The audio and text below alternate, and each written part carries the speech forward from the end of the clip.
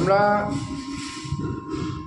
বিগত 3 দিন থেকে শ্রীমদ্ ভগবদ গীতার প্রথম অধ্যায় থেকে পাঠ শ্রবণ করছি।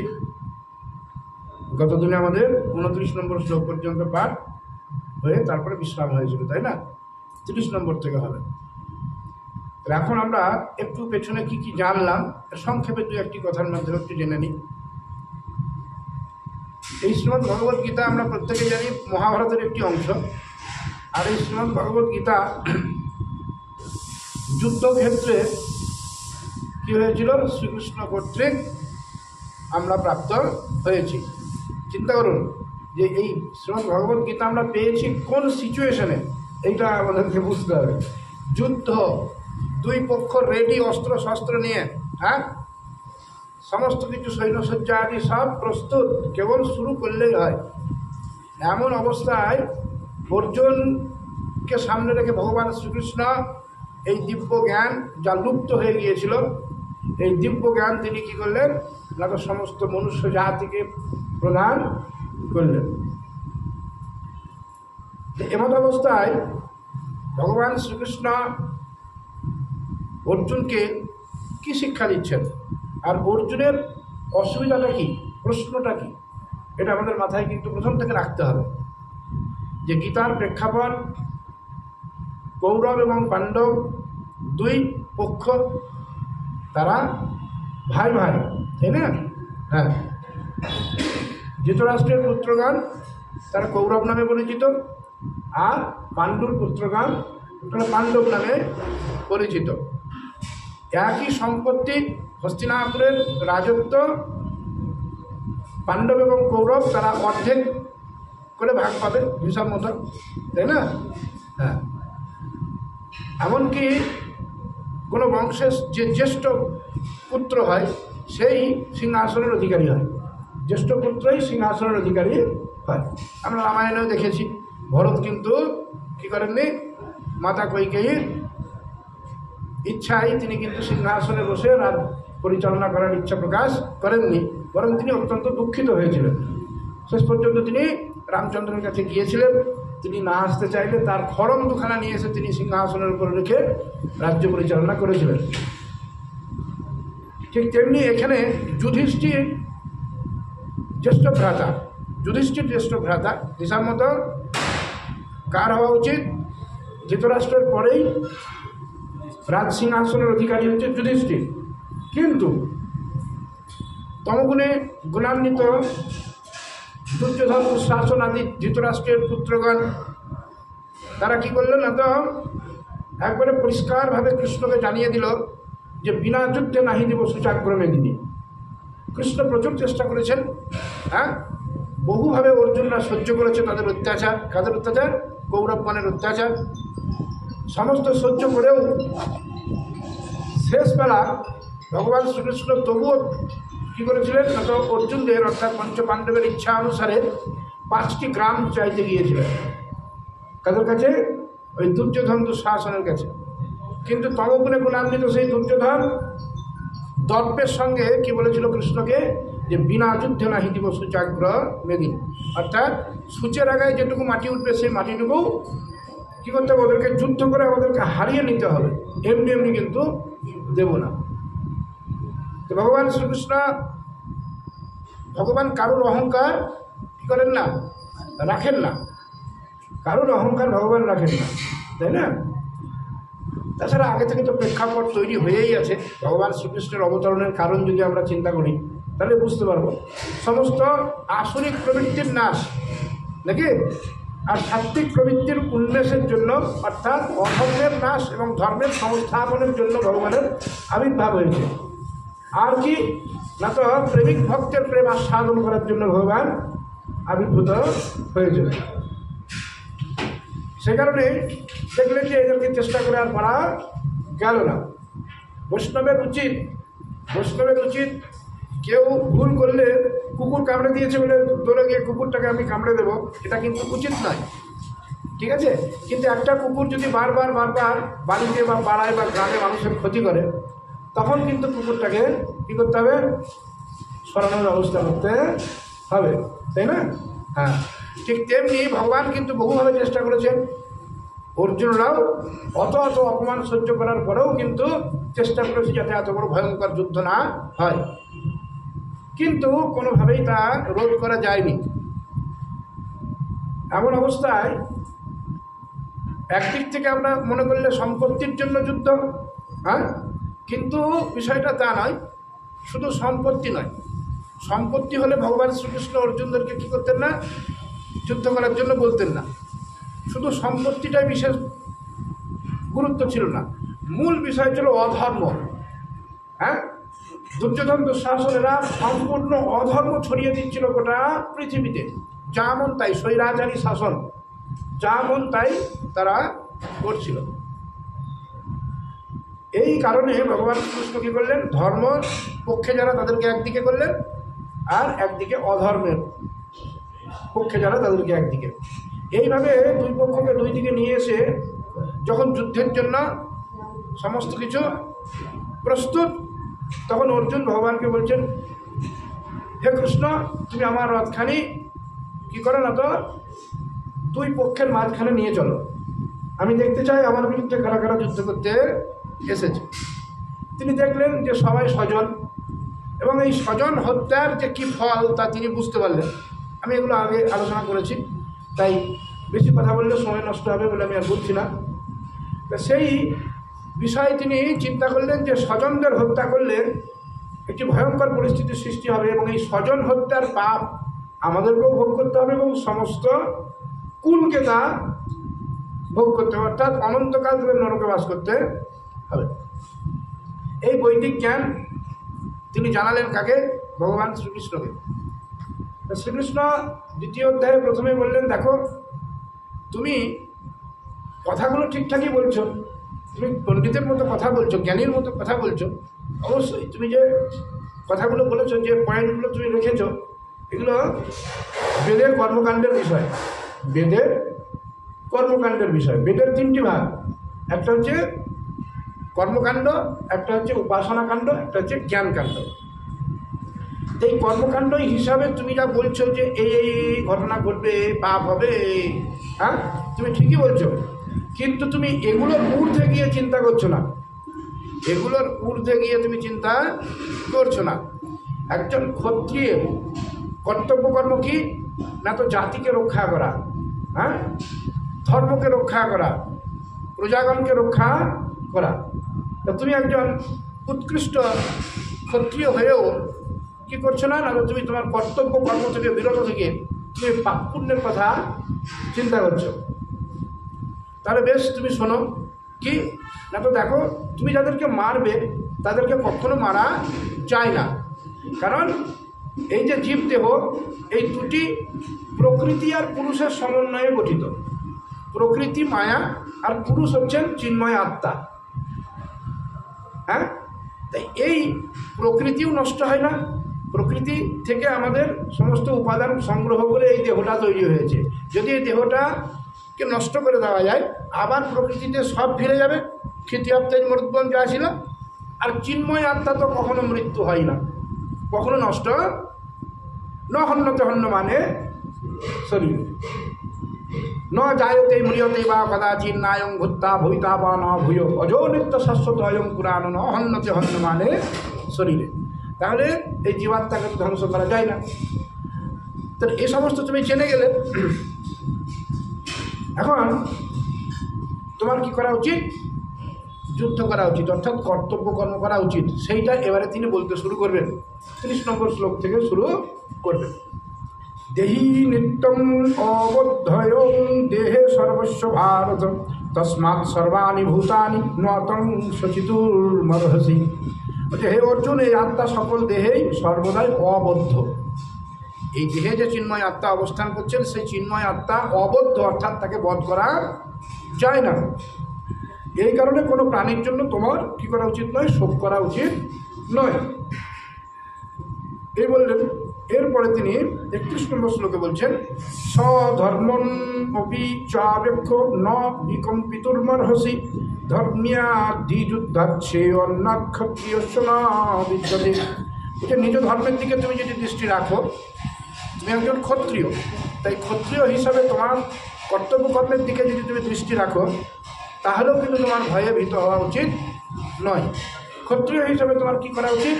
প্রাণ যাক আর থাক, কর্তব্য কর্ম কিন্তু করতে হবে, তাই না? কারণ ক্ষত্রিয়ের পক্ষে ধর্মযুদ্ধ অপেক্ষা বড় আর কোনো কল্যাণকর কর্তব্য নাই। একজন ক্ষত্রিয়ের পক্ষে ধর্মযুদ্ধ ব্যতীত আর কোনো কল্যাণকর কর্তব্য নাই। তাই তুমি কি করো? যুদ্ধ করার জন্য উত্থিত হও। কে বললেন? ভগবান শ্রীকৃষ্ণ অর্জুনকে। এইভাবে পরে বলছেন, যদৃচ্ছয়া চোপন্নং সর্বোদ্ধারম উপাবৃতম সুখীন ক্ষত্রিয়া পার্থ লভন্তে যুদ্ধমিদৃশম। বলছে, হে পার্থ, স্বতঃপ্রাপ্ত উন্মুক্ত স্বর্গদ্বার সদৃশ্য এই প্রকার ধর্মযুদ্ধ ভাগ্যবান ক্ষত্রিয়ের জোটে। সবাই কিন্তু এরকম যুদ্ধ অংশগ্রহণ করতে পারে না। বেশিরভাগ ক্ষত্রিয় কী করে? দেশ রক্ষার জন্য, আর কি না তো অন্য দেশকে অধিকার করার জন্য যুদ্ধ করে। নিজের প্রতিপত্তি অর্থাৎ সকাম কর্মের জন্য, নিজের উন্নতি বিধানের জন্য, নিজের সুখ বিধানের জন্য বেশিরভাগ ক্ষত্রিয় কী করে? যুদ্ধ বিগ্রহ করে থাকে। রাজারা যুদ্ধ করে কেন? নিজের রাজ্যকে রক্ষা করার জন্য আর অন্য রাজ্যকে অধিগ্রহণ করার জন্য।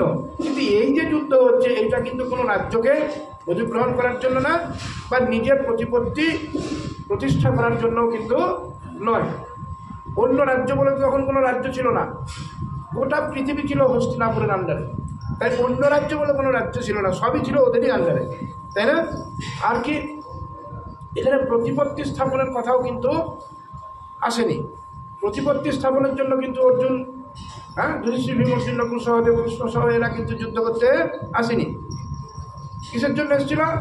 ধর্মকে রক্ষা করার জন্য, তাই না? ধর্মকে রক্ষা করার জন্য।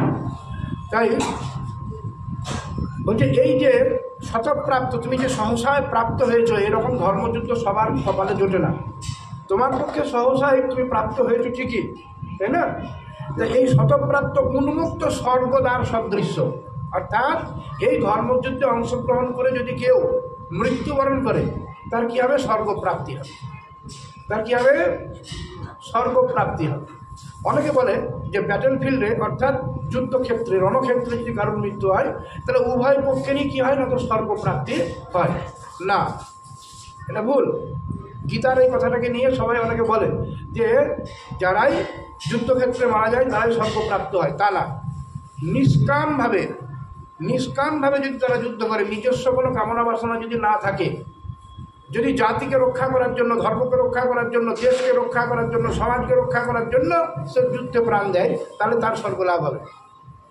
কিন্তু পাকিস্তান ভারতের পেছনে লেগে আছে, ভারতকে বারবার খুঁচা দিতে দিতে ভারতীয় সেনা কী করবে? পাকিস্তানি সেনাকে একবার গুলি মারবেই। তাতে যদি মৃত্যু হয় তাহলে কিন্তু পাকিস্তানি সেনা কী হবে না? স্বর্গলাভ হবে না। কারণ সে সকাম কর্মের জন্য যুদ্ধ করতে এসেছে, যে নিজে অধিকারটা স্থাপন করার জন্য। তাই যুদ্ধক্ষেত্রে মারা গেলেই যে সে স্বর্গলাভ করবে তার কিন্তু কথা নয়। যে কোনো কর্মের ফল ভোগ করতে হবে না। যখন কী হবে? নিষ্কাম কর্ম হবে। কর্মটা যখন কী হবে? নিষ্কাম মানে নিজের কোনো কামনা বাসনা তার মধ্যে থাকবে না। কী হবে না, তো সেখানে ভগবত ইচ্ছাই প্রধান হবে। তাই কি বললেন না, দেখো তুমি যে যুদ্ধ পেয়েছো, শতপ্রাপ্ত তোমার এই যে যুদ্ধ, এই যুদ্ধ তোমার কি করে না, তো উন্মুক্ত স্বর্গদ্বার সদৃশ্য, অর্থাৎ এই যুদ্ধ তোমাকে তোমার স্বর্গ পর্যন্ত পৌঁছে দিতে পারে। তো এরকম যুদ্ধ খুব কতিপয় ক্ষত্রিয়ের ভাগ্যে জোটে। অথচ তমিমং ধর্মং সংগ্রামং ন করিষ্যসি তত স্বধর্মং কীর্তিঞ্চ হিত্যা পাপম বাৎসসি। কিন্তু যদি তুমি এই ধর্মযুদ্ধ না করো তাহলে স্বধর্ম কীর্তিচ্যুত হবে এবং কীর্তিচ্যুত হয়ে তুমি পাপ ভোগ করবে। তুমি মনে করছো যে যুদ্ধ না করলে আমার পাপ হবে না, অর্জুন মনে করছে যে এদেরকে মারলে আমার পাপ হবে। আর ভগবান বলছেন দেখো না, এটা ভুল। কারণ তুমি তো এমনি নিজের সুখের জন্য ওদের মারতে যাচ্ছ না, তুমি তো ওদের বিরুদ্ধে যে যুদ্ধটা করতে যাচ্ছ সেটা তোমার নিজের সুখের জন্য না, ধর্ম রক্ষার জন্য তুমি যুদ্ধ করতে যাচ্ছ। এক্ষেত্রে যদি তুমি কর্তব্য কর্ম থেকে বিরত হও, তুমি যদি যুদ্ধ না করো তাহলে তোমার কী হবে? স্বধর্ম থেকে তুমি চ্যুত হবে, স্বধর্ম থেকে চ্যুত হবে। তার সঙ্গে কি হবে না, তোমার কীর্তিও নষ্ট হবে। চারিদিকে তোমার কীর্তি চারিদিকে যে প্রতিষ্ঠিত আছে যে তুমি একজন মহাধনুর্ধর, হ্যাঁ, তুমি একজন সৎ ক্ষত্রিয়, হ্যাঁ, এই যে কীর্তি, এই কীর্তিও কিন্তু খণ্ডিত হবে। তাই এর ফলে স্বধর্মচ্যুত হওয়ার ফলে তোমার কি হবে না, তো তোমাকে পাপ ভোগী হতে হবে। যে পাপের ভয়ে তুমি যুদ্ধ করছো না, পাপ না, এই যুদ্ধ না করে তোমাকে সেই পাপ ভোগ করতে হবে। কে বললেন? ভগবান শ্রীকৃষ্ণ অর্জুনকে। অকীর্তিঞ্চাপি ভূতানি প্রতিষ্যন্তি তে ব্যয়ং সম্ভাবিতস্য চাকীর্তির মরণাদৌতি নিত্যতে। বলছে এবং সকলেই তোমার এই দীর্ঘকাল স্থায়ী অকীর্তি, তোমার এই যে অকীর্তি, তুমি যদি যুদ্ধক্ষেত্র থেকে পালিয়ে যাও তাহলে তোমার এটা কীর্তি নষ্ট হবে। এই অকীর্তি নিয়ে আলোচনা করবে, অন্যান্য লোকে আলোচনা করবে না যে দেখো ভয়ে তাহলে বোধ হয় পালিয়ে গেল, হ্যাঁ, যুদ্ধক্ষেত্র ত্যাগ করে।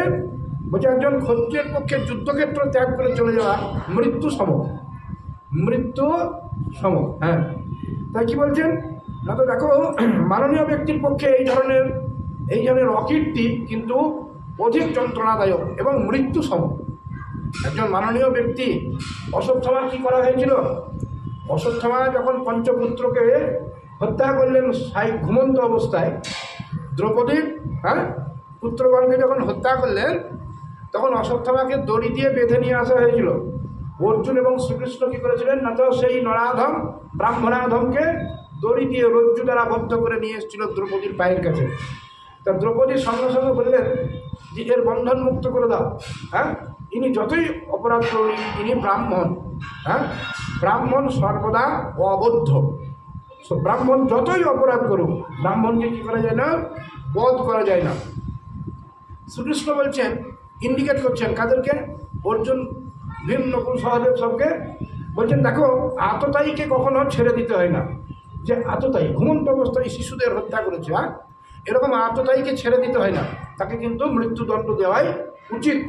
আবার ব্রাহ্মণকে বধ করা উচিত নয়, ব্রাহ্মণকে বধ করা উচিত নয়। কে বললেন? ভগবান শ্রীকৃষ্ণ। অর্জুন বুঝে গেলেন শ্রীকৃষ্ণের ইচ্ছা কি না, তো একে বধও করবো না, আবার যেন বধ করার মতো একে শাস্তি যেন এ পায়। তার জন্য কী করলেন, অশ্বত্থামার মস্তকে যে মণি ছিল সেই মণিটিকে অর্জুন কর্তৃত করলেন, কেটে নিলেন। হ্যাঁ, তার ফলে অশ্বত্থামার সমস্ত তেজ নষ্ট হয়ে গেল। তাহলে এই ব্রাহ্মণের এই যে অপমান, একজন ব্রাহ্মণের এই যে অপমান, এই অপমানই তার মৃত্যু সময়, তাই না? ঠিক তেমনি এইখানে একজন ক্ষত্রিয়ের ওই রকম যুদ্ধ থেকে পলায়ন করা বা নিজ কর্তব্য কর্ম থেকে বিচ্যুত থাকা কি, হ্যাঁ, বিরাট বড় অকীর্তি, এবং এই অকীর্তির কারণে তার বিরাট বড় অপমান, এবং এই অপমান তার অধিক যন্ত্রণাদায়ক এবং মৃত্যু সম, তাই না?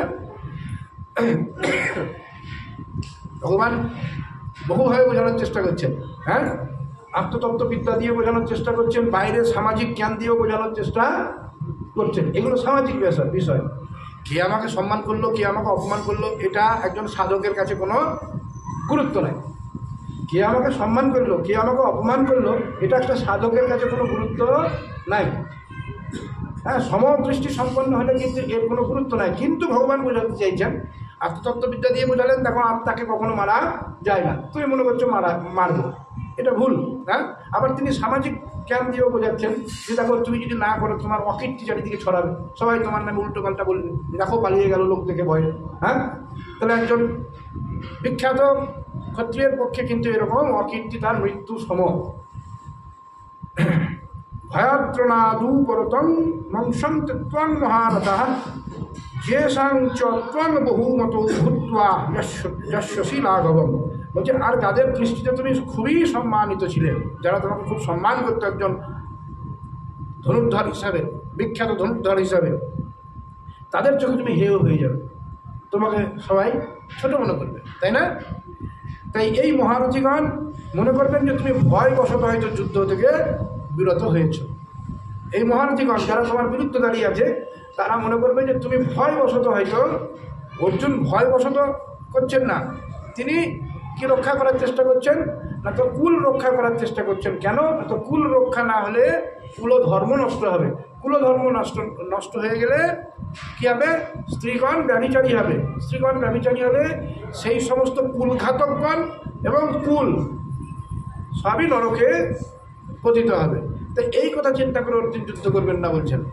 কিন্তু ওরা তো তা বুঝবে না। ওরা মনে করবে কি, অর্জুন আমাদের দেখে ভয়ে যুদ্ধক্ষেত্র থেকে পালিয়েছে। অবাদাচ্য বাদাংশ্চ বহুনো বদিষ্যন্তি তবাহিতা নিন্দন্তস্তব সামর্থ্যং তত দুঃখতরন্মুখীম।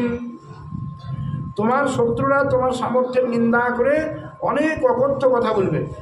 তোমার সামর্থ্যের নিন্দা, দেখো দেখলা তো খুব তো, হ্যাঁ ওই এখন পালিয়ে গেল কেন, এরকম নানা রকম বলবে। এগুলো বাহ্যিক, এগুলো বাইরের কথা। এগুলোও কৃষ্ণ বলছেন কাকে? আসল কথা বলে দিয়েছেন, তবু এগুলোও বলছেন যাতে যে কোনো কথাতে ওর কী হয়, বুদ্ধিটা ঠিক দিকে যায়, তাই না? হ্যাঁ, তাহলে এর থেকে বেশি দুঃখজনক আর কী হতে পারে? হতো বা প্রাপ্সি সর্বং জিত্বা বা ভক্ষসে মহিম তস্মাদুত্তিষ্ঠ কন্দেয় যুদ্ধায় কৃত নিশ্চয়। হে অর্জুন, তুমি যুদ্ধে নিহত যদি হও তাহলে তুমি স্বর্গলাভ করবে।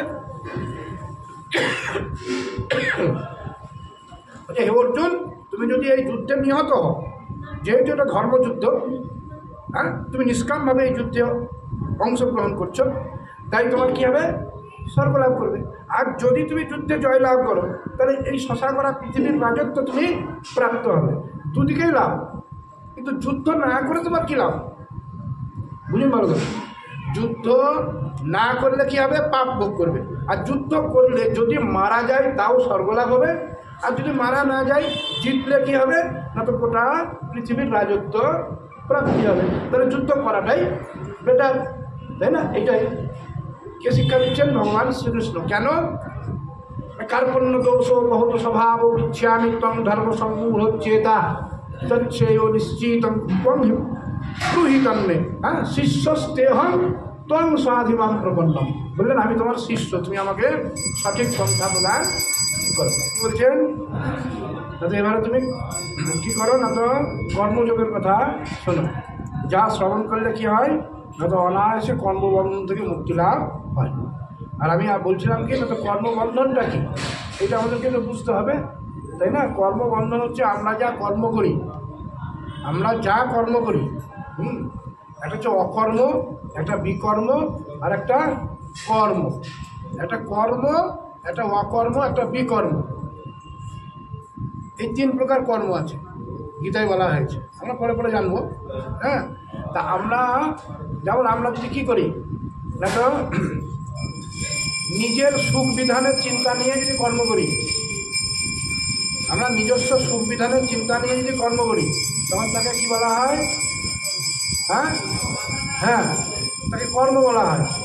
কিন্তু সেই কর্মই যদি আবার অন্যকে দুঃখ প্রদান করে, অন্যকে কষ্ট প্রদান করে, তখন তাকে বিকর্ম বলা হয়। তখন তাকে কি বলা হয়? বিকর্ম। আর অকর্ম কাকে বলা হয়? কর্ম সব করবে, কিন্তু কর্মের ফলের প্রতি তার কোনো আশা থাকবে না, শুধু কর্তব্য কর্ম মনে করে করবে। ছেলেকে মানুষ করছে, তেল জল মাখিয়ে, খাবার দিয়ে, পড়াশোনা করিয়ে সব করছে, কিন্তু মনে মনে সবসময় জানে কি, না তো সে ছেলে আমাকে দেখতেও পারে, না দেখতেও পারে। তার কিন্তু ওই আশা নিয়েই করছে, তা কিন্তু নয়। বুঝতে পারছেন ব্যাপারটা? হ্যাঁ, এমনি নিষ্কামভাবে যে কর্ম করা হয় তাকে কি বলা হয়? অকর্ম। অর্থাৎ যে কর্ম ফল প্রদান করে না, পাপ বা পুণ্য কোনো ফল প্রদান করে না, তাকে বলে অকর্ম। হ্যাঁ, আর বিকর্ম হচ্ছে বেদ বিরোধী কর্ম। বিকর্ম হচ্ছে বেদ বিরোধী কর্ম, আর কর্ম হচ্ছে বেদ নির্দিষ্ট কর্ম কিন্তু সকাম কর্ম, তাকে বলে কর্ম। যাই হোক, আমরা ওই অধ্যায়ে তখন আরও বিস্তারিত আলোচনা শ্রবণ করব। তো এখন এই কর্মবন্ধন থেকে মুক্তির কথা ভগবান বলছেন যে দেখো, তুমি যদি নিষ্কামভাবে কর্ম করো, এটা কী হবে? না তুমি কর্মবন্ধন থেকে মুক্ত হতে তো পারবে। এখন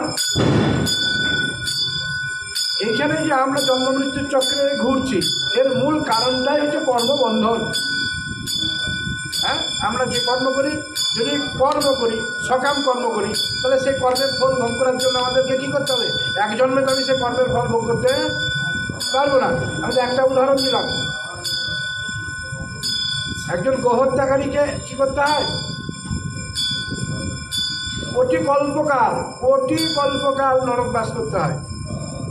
হ্যাঁ, তা এক কল্পকাল মানে কত? ব্রহ্মার একটা দিন। 43,20,000 বৎসরে হয় 4টি যুগ মোট। সত্য, ত্রেতা, দাপর, কলি 4 যুগের মোট সময়কাল হচ্ছে 43,20,000 বৎসর। হ্যাঁ, কলিযুগের সময়কাল হচ্ছে 4,32,000 বৎসর। এর দ্বিগুণ হচ্ছে দাপরে, কলির 3 গুণ হচ্ছে ত্রেতায়, কলির 4 গুণ হচ্ছে সত্য যুগে। তাহলে মোট হচ্ছে 10 গুণ, 43,20,000 বৎসর। অর্থাৎ 4,32,000-এর 10 গুণ করলে কি হবে? একটা শূন্য বাড়িয়ে দিলে হলো 43,20,000 বৎসর হচ্ছে 4টি যুগের মোট সময়। একে এক দিব্যযুগ বলে। একজন মনু ওই রকম দিব্যযুগ 71টা রাজত্ব করার জন্য পায়। একজন মনু রাজত্ব করে কতদিন? ওই রকম 71টা দিব্যযুগ, অর্থাৎ 43,20,000 গণিত 71। এটা একটা মনুর রাজত্বকাল। ব্রহ্মার একটা দিনের বেলায় ওই রকম মনু 14 জন রাজত্ব করে।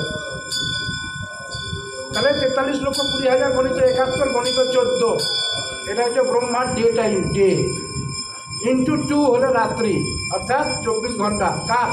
ব্রহ্মার। এইটাকে বলা হয় এক কল্পকাল।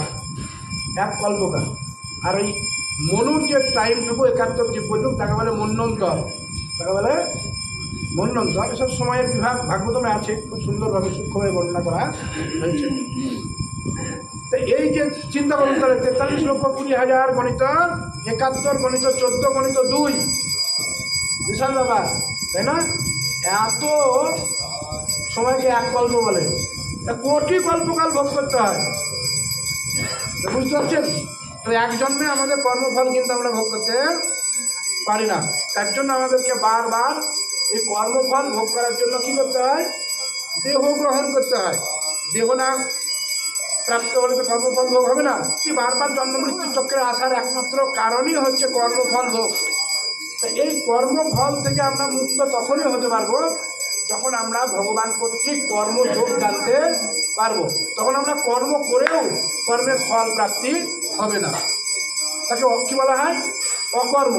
তাকে বলে অকর্ম, অর্থাৎ নিষ্কাম কর্ম। অনেক রকম নাম দেওয়া হয়েছে। নেহাবিক্রমণাশোস্তি প্রত্যগায় ন বিদ্যতে স্বল্পম পশ্য ধর্মস্য ত্রায়তে মহত ভয়া। হে অর্জুন, নিষ্কাম কর্মযোগের আরম্ভের বিফলতা হয় না। নিষ্কাম কর্মযোগ যদি কেউ শুরু করে, কমপ্লিট করতেও না পারে, অল্পও যদি করে, তাহলে কি হয় না? সে তার সাইড ইফেক্টও নাই, আর তার সে ক্ষতিও করে না। সাইড এফেক্টও নাই, আবার কি হয় না? ক্ষতিও করে না। নিষ্কাম কর্মযোগ, আমি জগতের মঙ্গলের জন্য, জাতির মঙ্গলের জন্য আমি যদি কী করি, ধর্ম রক্ষার জন্য কোনো কর্মে লিপ্ত হই, সেই কর্মটা যদি আমি কমপ্লিট করতে নাও পারি, তার জন্য কিন্তু আমাকে কোনো খারাপ ফল ভোগ করতে হবে না। বরং ওই স্বল্প প্রচেষ্টা, ওই স্বল্প নিষ্কাম কর্ম আমাকে কি করতে পারে? মহাভয় থেকে মুক্তি প্রদান করতে পারে। মনে করুন, আজ থেকে বিশ্ব পঞ্চক ব্রত কেউ যদি গোটা কার্তিক মাস অর্থাৎ দামোদর ব্রত পালন করতে নাও পারে, কমসে কম আজ থেকে পূর্ণিমা পর্যন্ত বিশ্ব পঞ্চক ব্রত পালন করে, তাহলেও তার কি হবে? না, দামোদর ব্রত পালন করার ফল লাভ হবে। তাহলে সামান্য যদি করে তাতে কিন্তু ক্ষতি নাই। কেউ যদি দামোদর মাস পালন গোটাই করতে পারলো না, একটা দিন পালন করলো, গোটাই পারলো না, তাই না? কিন্তু একটা দিনও যদি পালন করে, সেইটাও তাকে কি করে? মহাভয় থেকে মুক্তি প্রদান করে। তাই নিষ্কাম কর্মযোগের কি হয় না? না তো আরম্ভের বিফলতা হয় না, অর্থাৎ যেটুকু করবে তারই ফল সে লাভ করবে, আর এর কোনো বিপরীত ফল রূপ দোষও হয় না, অর্থাৎ সাইড ইফেক্ট কিছু নাই। কিছু করতে পারলাম না বলে আজ আমার কি হলো, তাও কিন্তু নয়। আমি যদি কি করি, সন্ধ্যাবেলায় বসে 10 বার হরে কৃষ্ণ মহামন্ত্র করি, করা উচিত অনেক, কিন্তু আমি পারিনি কোনো কারণে, আমি 10 বার করি। এই 10 বারটাও আমাকে কি করবে? মহাভয় থেকে মুক্তি প্রদান করবে। তার মানে সে আর মরবে না। মহাভয় মানে মৃত্যু, মহাভয় মানে মৃত্যু। শাস্ত্রের এই কথাগুলোর ব্যাখ্যাটা হচ্ছে মেন। মহাভয় থেকে মুক্তি প্রদান করে মানে সে আর মরবে না, মরবে, কিন্তু বারবার মরবার জন্য সে আসবে না। বুঝতে পারো না? সে তো দেহত্যাগ করবে, কিন্তু আবার দেহ ধারণ করবে, আবার দেহ ধারণ করবে, আবার দেহ ধারণ করবে, আর বারবার জন্মগ্রহণ করবে আর মরবে, এটা কিন্তু হবে না। সে জন্ম মৃত্যুর চক্র থেকে উদ্ধার পেয়ে যাবে, তাই না? তাই ভগবত উদ্দেশ্যে যদি নিষ্কামভাবে কোনো কর্ম করা যায়, যাবতীয়, কেউ যদি মনে করে কিছুই পারছে না, শুধু মন্দির প্রাঙ্গণটা একটু মার্জন করে দিল, ভাবটা কি নিজের প্রতিষ্ঠা প্রাপ্তি, লোকে দেখবে যে বা খুব সুন্দর করছে, এটা না। বা পুণ্য লাভ, আমি স্বর্গে চলে যাবো, নিয়ে আম কলা খাবো, তা না। উদ্দেশ্য কি? ভগবত প্রীতি। উদ্দেশ্য কি? ভগবত প্রীতি, যে আমি করলে ভগবান সন্তুষ্ট হবে, তাই না? এই ভাব নিয়ে, এই ভাব নিয়ে যদি কেউ একটু মন্দির প্রাঙ্গণটাও মার্জন করে দেয়, কিছু পুষ্প শুদ্ধভাবে তুলে নিয়ে এসে ভগবানের সেবার জন্য দেয়, বা কোনোদিন একটা মালাও ভগবানকে প্রদান করে, বা 2-5টা ভক্ত সেবাও কোনোদিন যদি করে, কি ভাবটা? ভাবটা কি বললাম? নিজের সন্তুষ্টি বিধান না, অন্যের সন্তুষ্টি বিধান না। কার সন্তুষ্টি বিধান? ভগবানের সন্তুষ্টি বিধান, ভগবানের সন্তুষ্টি বিধান, তাই না? এইভাবে যদি কি করা হয় না, তো আমরা কর্ম করতে পারি, তাহলে অল্প করলেও তা আমাকে মহাভয় থেকে মুক্তি প্রদান করে। ব্যবসায়াত্মিকা বুদ্ধিরেকে অহপুরনন্দনা বহু শাখা হনন্ত্যাস্য বুদ্ধয় অন্য ব্যবসায়ীনাম। বলছে, হে পুরনন্দন, এই নিষ্কাম কর্মযোগে কি হয় না, তো নিশ্চয়াত্মিকা বুদ্ধি একনিষ্ঠ হয়। খুব কঠিন কথা। বলছে এরকম নিষ্কাম কর্মযোগ কি করে? নিশ্চয়াত্মিকা বুদ্ধিকে একনিষ্ঠ করে। নিশ্চয়াত্মিকা বুদ্ধিটা কি, সেইটাকে বুঝতে হবে আমাদের। আমরা ভগবানের কি করি? পূজা করি, সেবা করি, অনেক কিছুই করি, কিন্তু মাঝে মাঝে আমাদের বুদ্ধি উল্টো দিকে ছোটে। হ্যাঁ, এত করছি তাও ভগবানের প্রতি কৃপা কিছু অনুভব হয় না, এত করছি তাও তো আমারই দুঃখ। হ্যাঁ, তার মানে এখনো ভগবানের প্রতি নিশ্চয়াত্মিকা বুদ্ধি একনিষ্ঠ হয়। হ্যাঁ, ও দুঃখটাকে দুঃখ মনে করছে, সুখটাকে সুখ মনে করছে, সমস্তরূপ যোগ এখনো ধারণ করতে পারেনি। সুখটাও রাধারানীর কৃপা, দুঃখটাও রাধারানীর কৃপা, এইটা সে ভাবতে এখনো পারেনি। কিন্তু যদি নিষ্কাম কর্ম করতেই থাকে, নিজের প্রীতির জন্য না, বা নিজে সুখী হওয়ার জন্য না, নিষ্কামভাবে ভগবত প্রীতির উদ্দেশ্যে যদি একটু একটু একটু একটু করে কর্ম করার অভ্যাস করে, হ্যাঁ, কোথাও ভগবত সেবা আছে সেখানে গিয়ে শ্রম দিয়ে, অর্থ দিয়ে সেবা, হ্যাঁ, কে কী করছে আমার দেখার দরকার নাই, আমি কী ভাব নিয়ে করছি সেটা দেখতে হবে। কে আমার টাকা মেরে নিল না, খেয়ে নিল না, সে তার ফল সে ভোগ করবে। তার জন্য বেদের ডান্ডা রেডি আছে, কেবল অপেক্ষা করো টাইমের অপেক্ষা করো। যে যা করছে কেউ ভগবানের বিচার থেকে এক চুল কেউ বাদ যাবে না, জন্ম জন্মান্তর ভোগ করতে হবে, অত সহজ না। আমি দান করছি কোনো ভগবত সেবার উদ্দেশ্যে বা গুরু সেবার উদ্দেশ্যে বা ভক্ত সেবার উদ্দেশ্যে, কিন্তু সেই অর্থ নিয়ে অন্যজন কি করে নিল আমি যদি চিন্তা করতে যাই, তাহলে কিন্তু আমার সেই সেবা করা যাবে না, তার ফল সে ভোগ করবে। আমি কী ভাব নিয়ে সেবা করছি সেটা আমাকে দেখতে হবে। তো এরকম নিষ্কাম কি কর্ম অল্প অল্প, হ্যাঁ, এখানে হচ্ছে, হ্যাঁ, যেখানে যার যেখানে প্রীতি আছে, যে বিগ্রহের প্রতি যার প্রীতি আছে, তার উদ্দেশ্যে কি একটু নাম গান করা, কি তিনি সন্তুষ্ট হবেন। আমি আমার পুণ্য হবে, আমি স্বর্গে গিয়ে আপেল কলা খাবো তা না, তিনি সন্তুষ্ট হবেন। একাদশী ব্রত আমি পারছি না করতে, কিন্তু একটা করি, হ্যাঁ, দামোদর ব্রত আমি পারছি না 1 মাস করতে, 3 দিন করি।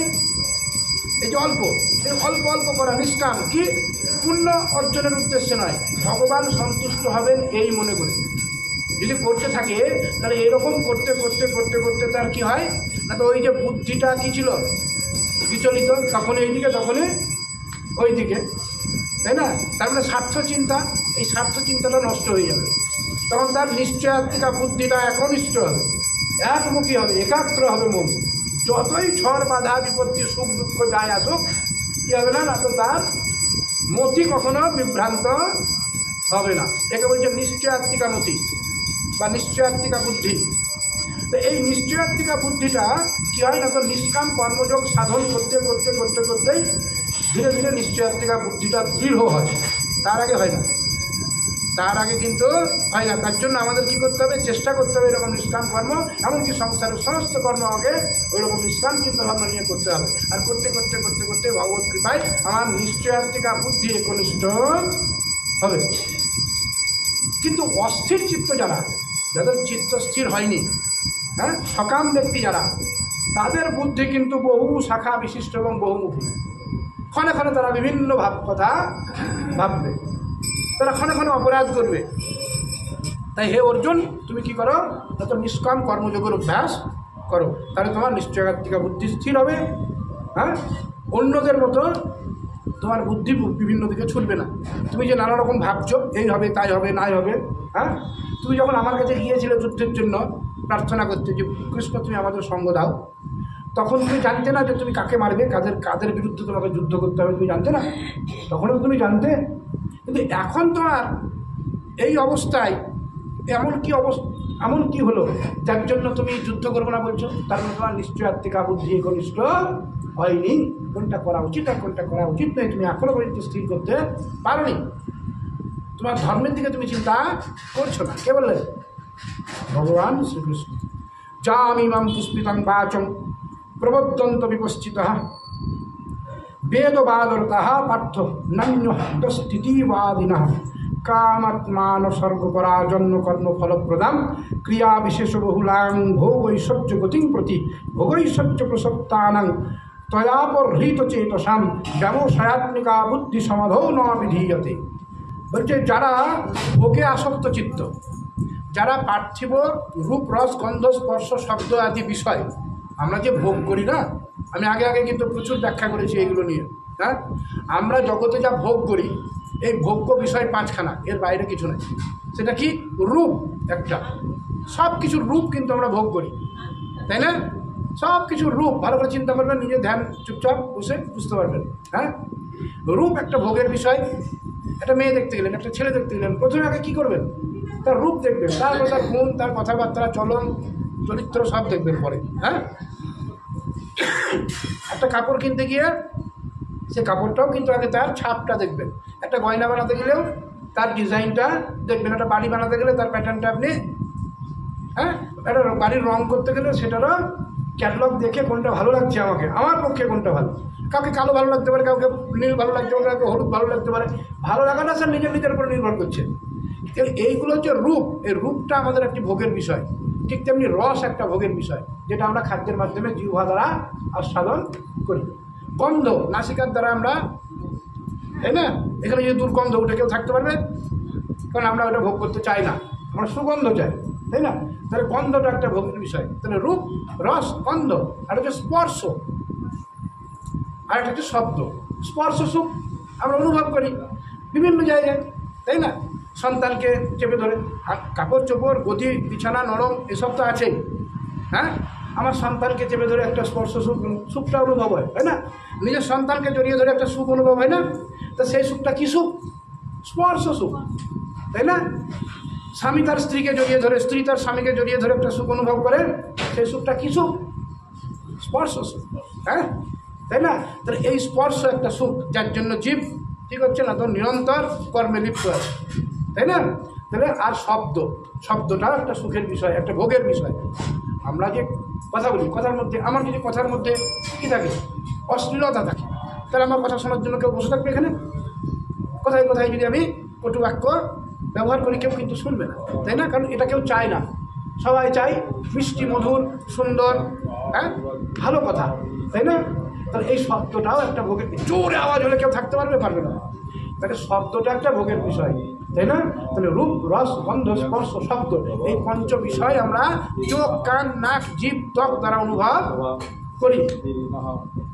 তো এই সমস্ত ভোগ্য বস্তুতে যাদের চিত্ত আসক্ত, এই সমস্ত ভোগ্য বস্তুতে যাদের চিত্ত কি আসক্ত, অর্থাৎ একবার ঘুম থেকে উঠে কী খাবো, কী পরবো, কোনটা ঘরে নিয়ে এসে ভরবো, এই ধান্দা যাদের, দিন রাত্রি কোথায় কৃষ্ণ, কোথায় গুরু, কোথায় হরি, কোথায় ভক্তি, হ্যাঁ, কোনো জ্ঞান নাই। অনেকে মুখ না দিয়েও গপ করে খেয়ে নিল, বা হয়তো ঘুম থেকে উঠেই টেবিলের তল থেকে বার করে একটা রয়্যাল স্ট্যাগ 2 ঢোক খেয়ে দিয়ে তারপর ঘর থেকে বেরোলো, এরকমও আছে, আছে না? হ্যাঁ, মানে ভোগই তাদের একমাত্র জীবনের। সকালবেলায় ঘুম থেকে উঠে দাঁত মাজতে মাজতে মোটর সাইকেলে নিয়ে বেরিয়ে গেল, কি কোনো একটা জায়গায় জমি মাপের ব্যাপার আছে, সেই মাপের কাছে থাকতে হবে, আমি দালাল, একটু বুঝিয়ে সুঝিয়ে দিলে মোটামুটি পাটি কিনলে আমার 5 লাখ টাকা হবে, তাই না? কোথায় হরি, কোথায় গুরু, কোথায় ধ্যান, কোথায় ধারণা, কিছুই নাই। এরা হচ্ছে সর্বদা ভোগে লিপ্ত। হ্যাঁ, তো এমন যারা সর্বদা ভোগে আসক্ত চিত্ত, কর্মফল প্রশংসাকারী, বেদ বাক্যেই যাদের চিত্ত আকৃষ্ট, অর্থাৎ বেদের যে কর্মকাণ্ড, সেই কর্মকাণ্ডে শুধু কর্ম এবং তার ফল নিয়ে আলোচনা করা হয়েছে। বেদের 3টি খণ্ড বলেছিলাম, কী কী? একটা হচ্ছে কর্মকাণ্ড, একটা হচ্ছে উপাসনা কাণ্ড, একটা হচ্ছে জ্ঞানকাণ্ড। হ্যাঁ, এই কর্মকাণ্ডে কি বলা হয়েছে? কি করতে হয়, কি করতে হয় না, কি করলে কি লাভ হয়, কি ফল লাভ হয়, হ্যাঁ, কোনটাতে স্বর্গ লাভ হয়, কোনটাতে নরক লাভ হয়, কোনটাতে কী হয়, এই কথা আলোচনা আছে। আর এই কথাগুলোকে বলছে পুষ্পিত বাক্য, মানে ফুলের মতো কথা, শুনে খুব ভালো লাগে যে এইগুলো করলে স্বর্গ লাভ হবে, স্বর্গে গেলে এগুলো পাবো। হ্যাঁ, তাই না?